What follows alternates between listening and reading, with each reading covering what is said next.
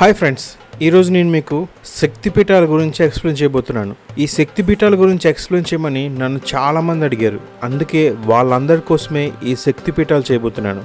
ఈ ఎపిసోడ్లో మనం శక్తిపీఠాలు అసలు ఎలా ఏర్పడ్డాయి, అవి ఎన్ని, ఎక్కడెక్కడ ఉన్నాయి, అవి ఏర్పడడానికి గల కారణాల గురించి కూడా తెలుసుకుందాం. హిందువులు ఎక్కువగా పార్వతీదేవిని ఆరాధించే దేవాలయాల్లో పురాణ గాథలు, ఆచారాల పరంగా చూసుకుంటే అత్యంత ఎక్కువగా ప్రాముఖ్యత సంతరించుకున్న కొన్ని స్థలాలనే శక్తిపీఠాలు అంటారు. అసలు ఈ శక్తిపీఠాలు ఏవి, ఎన్ని అనే విషయంలో చాలా మందికి విభేదాలు ఉన్నాయి. కొంతమంది 18 అని చెప్తే, కొంతమంది 51 వరకు ఉన్నాయని, ఇంకొంతమంది అయితే 52 ఉన్నాయని, కానీ ఇంకొంతమంది మొత్తంగా కలిపి 108 వరకు శక్తిపీఠాలు ఉన్నాయని, ఇలా చాలా లెక్కలు చెప్తున్నారు. అయితే వీటన్నిటిలోకి 18 ప్రధానమైన శక్తిపీఠాలనే మనం అష్టాదశ శక్తిపీఠాలు అంటారు.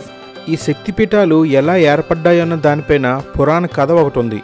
అదేంటో మనం ఇప్పుడు తెలుసుకోవాలి. ఈ వీడియో మీకు నచ్చినట్లయితే నా వీడియోని షేర్ చేయండి లేదా లైక్ చేయండి.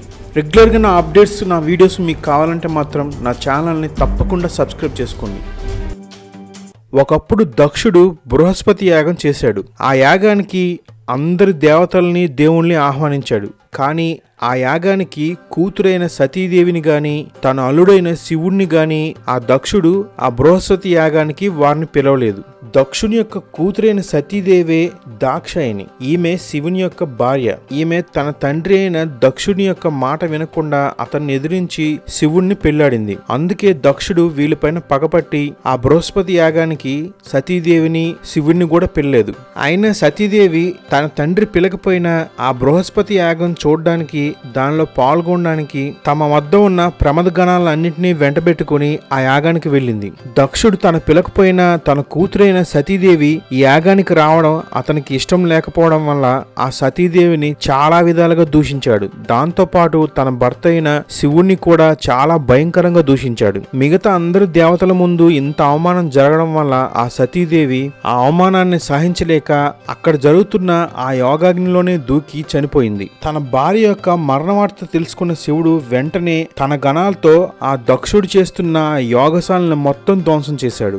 ఆ విధంగా శివుని భార్య అయిన సతీదేవి చనిపోవడం వల్ల తన మృతదేహాన్ని పక్కన పెట్టుకొని శివుడు అదే విధంగా ఆ శరీరం వద్ద బాధపడుతూ ఉండిపోయాడు. దీనివల్ల శివుడు సృష్టిలో చేయవలసిన ఎన్నో జగద్రక్ష కార్యాలను చేయకుండా మానేశాడు. ఈ విధంగా సృష్టి కార్యాలన్నీ ఆగిపోవడం వల్ల దేవతలందరూ వెళ్లి శివుణ్ణి ఎలాగైనా మామూలు మనిషిగా చేయమని విష్ణువుని ప్రార్థించారు. దాంతో విష్ణుమూర్తి శివుని వద్దకు వెళ్లి విష్ణువు తన యొక్క విష్ణు చక్రంతో సతీదేవి అయిన దాక్షాయిని దేహాన్ని ఖండఖండాలుగా చేసి శివుణ్ణి మళ్ళీ మామూలు మనిషిగా చేసి తన పని తాను చేసుకునేటట్లు తయారు చేశాడు. ఈ విధంగా విష్ణుమూర్తి ఆ సతీదేవి యొక్క దేహాన్ని ఖండఖండాలుగా చేయడం వల్ల ఆ శరీర భాగాలన్నీ అప్పుడు భరతఖండంలో చాలా ప్రాంతాల్లో పడ్డాయి. ఆ విధంగా శరీరంలోని ఒక్కొక్క భాగం ఒక్కొక్క ప్రాంతాల్లో ఎక్కడైతే పడ్డాయో అవే శక్తిపీఠాలుగా వెలిసాయి. ఆ విధంగా శక్తిపీఠాలుగా మారిన ఆ దేవాలయాలకు భక్తులు, ముఖ్యంగా తంత్ర సాధువులు కూడా వాటిని ఆరాధిస్తూ ఉన్నారు. ప్రతి శక్తిపీఠంలో కూడా దాక్షాయిని మాత శివుణ్ణి అంటే భైరవుణ్ణి తోడుగా కలిగి దర్శనమిస్తుంది. ఈ విధంగా భరతఖండంలో ఆ దాక్షాయిని మాత యొక్క శరీరంలో భాగాలు ఎక్కడెక్కడ పడ్డాయో వాటిలో ముఖ్యమైన 18 ప్రధానమైన శక్తిపీఠాలను అష్టాదశ శక్తిపీఠాలు అంటారు.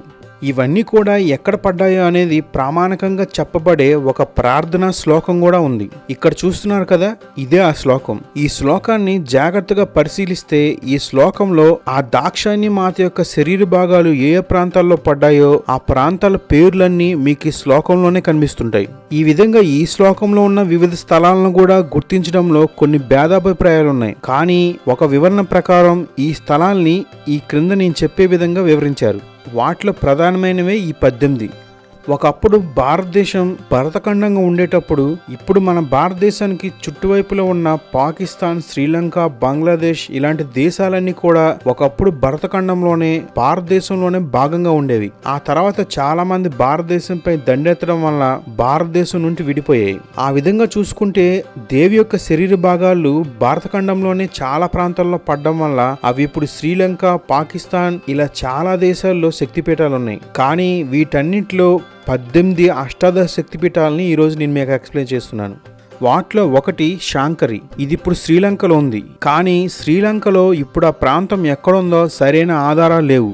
ఒక వివరణ ప్రకారం ఇది ఆ దేశంలో తూర్పు తీరంలో ట్రిన్కోమలీలో ఉండొచ్చు. ఈ శ్రీలంక కూడా ఒకప్పుడు ఇండియాలో అంతర్భాగమే. 17వ శతాబ్దంలో పోర్చుగీసు వారు దాడి చేసినప్పుడు వారి దగ్గర ఉండే ఫిరంగుల వలన ఆ మందిరం నాశనమైందని చాలా మంది చెప్తుంటారు. ప్రస్తుతం శ్రీలంకలో ఈ శాంకరి దేవి యొక్క శక్తిపీఠానికి సంబంధించి ఒకే ఒక స్తంభం మాత్రం అక్కడ మిగిలి ఉంది. అలాగే అక్కడ ఈ శక్తిపీఠానికి దగ్గరలో త్రికోణేశ హరవస్వామి అని పిలువబడే శివుని మందిరం ఆ శక్తిపీఠానికి దగ్గరలోనే ఉంది. ఈ శక్తిపీఠానికి దగ్గరలో ఒక చిన్న దేవి మందిరం కూడా ఉంది. శ్రీలంకలో ట్రిన్కోమలి నగరంలో కాళీ మందిరం చాలా ప్రసిద్ధమైంది.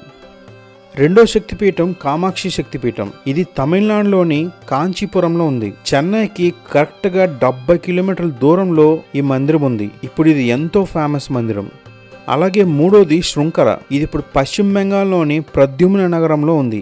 ఈ శక్తిపీఠం కోల్కతాకి 80 కిలోమీటర్ల దూరంలో ఉంది. కానీ ఇప్పుడు ఆ ప్రాంతంలో ఆ శక్తిపీఠానికి సంబంధించి ఎటువంటి గుర్తులు గాని గోపురాలు గాని మీకు అక్కడ కనిపించవు. అలాగే కలకత్తాకి 135 కిలోమీటర్ల దూరంలో గంగాసాగర్ కూడా ఒక శక్తిపీఠంగా కొలబడుతుంది. 4 చాముండి. ఇది కర్ణాటకలోని మైసూర్కి దగ్గరలో క్రౌంచా అనే పట్టణంలో ఉంది. ఇక్కడ అమ్మవారు చాముండేశ్వరి దేవిగా పిలువబడుతున్నారు. 5 తెలంగాణ రాష్ట్రంలో ఉన్న ఆలంపూర్. ఇది కర్నూలు నుండి 27 కిలోమీటర్లో తుంగా భద్రా నదులు కలిసే స్థానంలో ఉంది. 6 బ్రహ్మరామిక శక్తిపీఠం. ఇది ఆంధ్రప్రదేశ్లోని శ్రీశైలం. కృష్ణానది తీరాన అమ్మవారు మల్లికార్జున స్వామి సమేతులై ఉన్నారు. శ్రీశైలం 12 జ్యోతిర్లింగాల్లో కూడా ఒకటిగా వెలుగొందుతుంది. 7 మహాలక్ష్మి. మహారాష్ట్రలోని కొల్హాపూర్లో ఈ అమ్మవారు శక్తిపీఠంగా ఉన్నారు. ఆలయంలో ప్రధాన దేవతా విగ్రహం స్వచ్ఛమైన మనిషిలతో తయారు చేయబడింది. అమ్మవారి యొక్క తలపైన 5 తలలు ఉండే శేషుని ఛత్రం ఉంది. ఇక్కడ ప్రత్యేకత ఏమిటంటే ప్రతి సంవత్సరం 3 సార్లు అమ్మవారి పాదాలపైన సూర్యరశ్మి పడుతుంది.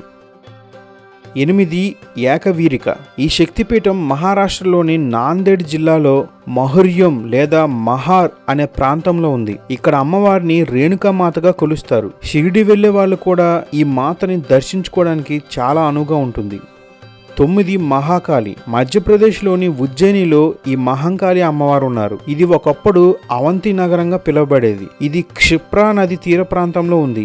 ఎంతో ఫేమస్ అయిన మహాకవి కాళిదాసు గురించి తెలిసి ఉంటుంది. అలాంటి కాళిదాసుకు కూడా విద్యను ప్రసాదించిన అమ్మవారు ఈ మహంకాళి అమ్మవారే. 10 పురిహూతిక. ఆంధ్రప్రదేశ్లోని పిఠాపురంలో ఈ అమ్మవారు కొలువై ఉన్నారు. ఇక్కడ అమ్మవారు కుకుటేశ్వర స్వామి సమేతులై ఉన్నారు. 11 గిరిజ. ఈ శక్తిపీఠం జాజ్పూర్లో ఓడియాలో ఉంది. జాజ్పూర్ నుంచి 20 కిలోమీటర్ల దూరంలో ఒడిశా వైతిరిణి నది దగ్గరలో ఉంది. 12 మాణిక్యాంబ. ఆంధ్రప్రదేశ్లోని ద్రాక్షారామంలో ఈ అమ్మవారు కొలువై ఉన్నారు. కాకినాడ నుంచి 20 కిలోమీటర్ల దూరంలో ఈ మాణిక్యాంబ శక్తిపీఠం మీకు కనిపిస్తూ ఉంటుంది. 13 కామరూప. ఈ శక్తిపీఠం అసోంలో ఉంది. గౌహతి నుండి 18 కిలోమీటర్ల దూరంలో బ్రహ్మపుత్ర నదికి ఒడ్డున ఉంటుంది. ఇక్కడ ప్రతి సంవత్సరం ఆషాఢ మాసంలో అంబవాచి ఉత్సవం జరుగుతూ ఉంటుంది.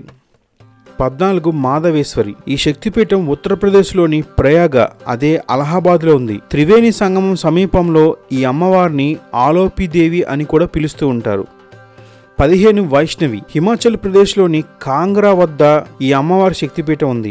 ఇక్కడ అమ్మవారి విగ్రహం ఉండదు. 7 జ్వాలలు పురాతన కాలం నుండి ఇప్పటి వరకు వెలుగుతూనే ఉంటాయని అదే రూపంలో ఇక్కడ అమ్మవారిని ఇప్పటికీ కొలుస్తూ ఉన్నారు. 16 మంగళగౌరి. బీహార్లోని గయాలో ఈ శక్తిపీఠం ఉంది. పాట్నా నుండి సుమారుగా 74 కిలోమీటర్ల దూరంలో ఈ శక్తిపీఠం ఉంది. 17 విశాలాక్షి. ఉత్తరప్రదేశ్లో వారణాసిలో ఈ దేవి ఎంతో ప్రసిద్ధంగా అక్కడ శక్తిపీఠంగా వెలుగొందుతూ ఉంది. 18 సరస్వతి. జమ్మూ కాశ్మీర్లో ఈ అమ్మవారు శక్తిపీఠంగా ఉన్నారు. అక్కడి అమ్మవారిని ఖీర్ భవాని అని కూడా అంటారు. ఇప్పుడున్న పాక్ ఆక్రమిత కాశ్మీర్లో ముజఫరాబాద్కు 150 కిలోమీటర్ల దూరంలో ఈ శక్తిపీఠం ఉంటుంది. ఈ సరస్వతి శక్తిపీఠం పైన ఒక ఎపిసోడ్ కూడా చేశా. దాని యొక్క వీడియో లింక్ ఈ వీడియోకి లాస్ట్లో మీకు కనిపిస్తుంది. దాన్ని కూడా ఒకసారి చూడండి. ఈ విధంగా ఇక్కడ చెప్పబడిన 18 అష్టాదశ శక్తిపీఠాలే ప్రధానమైనవని చాలా మంది చెప్తుంటారు. వీటితో పాటు ఇంకొక 51 శక్తిపీఠాలు కూడా మన చుట్టుపక్కల ఉన్న పాకిస్తాన్, బంగ్లాదేశ్ లాంటి దేశాల్లో ఇప్పటికీ మీకు అక్కడ ఉన్నాయి. ఈ వీడియో మీకు నచ్చినట్లయితే నా వీడియోని షేర్ చేయండి లేదా లైక్ చేయండి. రెగ్యులర్గా నా అప్డేట్స్, నా వీడియోస్ మీకు కావాలంటే మాత్రం నా ఛానల్ని తప్పకుండా సబ్స్క్రైబ్ చేసుకోండి.